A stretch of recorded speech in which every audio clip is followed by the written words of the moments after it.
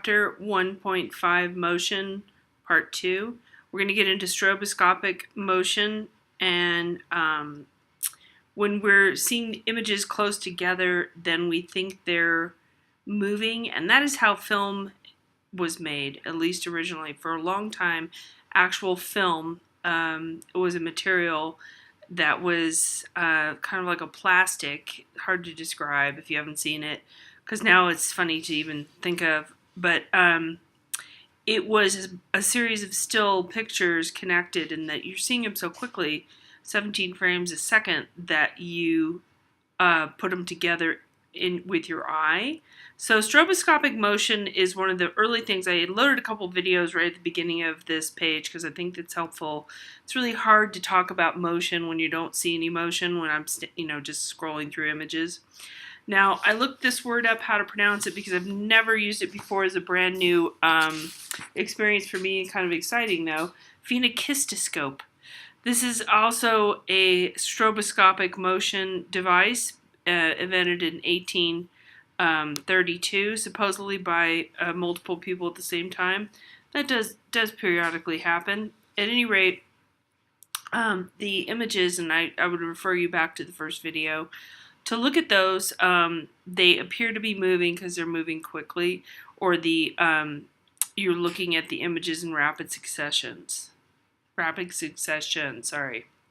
Okay, another kinetic piece. Now, this one is a spinning piece, and I've seen pieces like this multiple times where and it's kind of interesting because this is so photographic, and yet this person made a sculpture out of it, which is kind of wild to make sculpture out of these moments in time, like dripping water or dripping, looks like almost like paint, like dip, like so this object or lemon is getting dipped throughout this whole series, and the hand gestures moving. Also, to make realistic hands is very difficult as well. So this thing spins around. It looks like somebody is grabbing a piece of fruit from this watery mixture.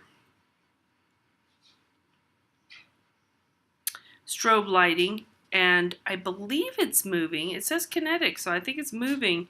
So it's sort of spinning around, and then the strobe's pulsating effect, so it appears to move. So again, we are in this stroboscopic motion category. Okay, this also sort of fits, but not quite in the same way. Like I said with film and video, this piece is a three-dimensional animation, but it's really just one frame. Like we're looking at this cell as you would an animation cell. Each animation cell is a still image, and then they're put together, and then you get your movie or your animated feature. So it's compiled from its frames. The animator produces sequenced frames to played in rapid succession. Usually what is done, and this is you can kind of see this, where the background isn't as clear and we get into our atmospheric perspective. And then these two pieces are the ones that are moving more. This background might not move as much because we're focused on these two characters, and these guys usually move on top of a background. That's the old style animation. 3D animation, it's following the same recipe in terms of these guys interacting and moving a lot more in the background. These guys their fins might go up and down, but these might really swim around and face each other and change a lot. But you have these layers in the 3D animation. Run Lola Run. Now this is a little bit confusing because it's not only a film or a video made as a regular feature film, and movies are something that has to do with time. This particular film itself, the concept, is also about time. So there's 3 versions of one story, and this is from 1998. This is 20 years old now. But this is when we start toying with the idea of multiple realities, or computer games where there's different outcomes from different sequences of events, and this film takes this on. I believe this is German or yeah, set in Berlin. So it's a German film, but it was a really big deal at the time because she does the same thing, sort of like the same sequence of events, only slightly different with different outcomes. She makes different choices, and so we see all three of those choices play out and what they look like and what the results are. So when you've come to a fork in the road, a decision you have to make, this story with Lola, she gets three options, and we see the outcomes of all three in the film. So it shows us time and motion, and she is running the whole time, so that's what the title's about. So she's going to save her boyfriend in 20 minutes. So 3 times we see this sequence happening. It reboots. That's a better way to say it. So actual motion, we're going to get into. So there are works that are kinetic, and kinetic means to move, and we see kinetic work start in the 20th century.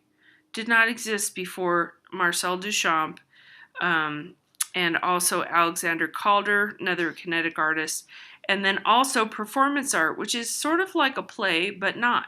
So performance art is a type of visual art, although it's really sort of almost like a dramatic piece, a play, or a movie, but it's interactive usually. Well, I wouldn't say interactive, but it's much more intimate is what the word I'm looking for. So actual motion, Joseph Beuys is one of the early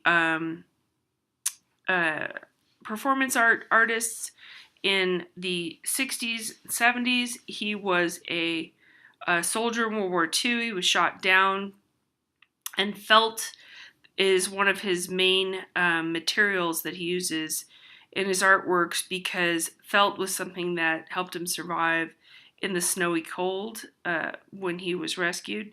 This interaction was with an actual live coyote in a gallery over several days. So he was in a gallery with his felt, a cane, I think, to keep himself from getting bitten, and a live coyote. He also used dead animals. A little intense and high concept here, but the idea is that you have nothing that you can purchase from this experience. You must just come and see it and experience it.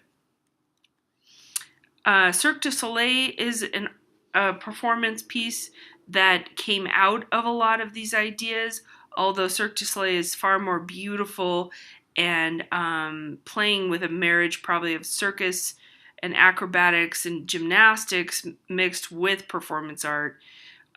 So when you think about performance art, visually it usually looks a lot more like this and people standing around than it looks like this. But Cirque du Soleil is a version of performance art that is far more appealing and aesthetically interesting, and has a lot of movement, a lot of beautiful decoration, and so on. So in 1984, I believe, is when they started. I really don't know, but it's Circus of the Sun, and it's integrating music, acrobatics, and it's in front of a live audience.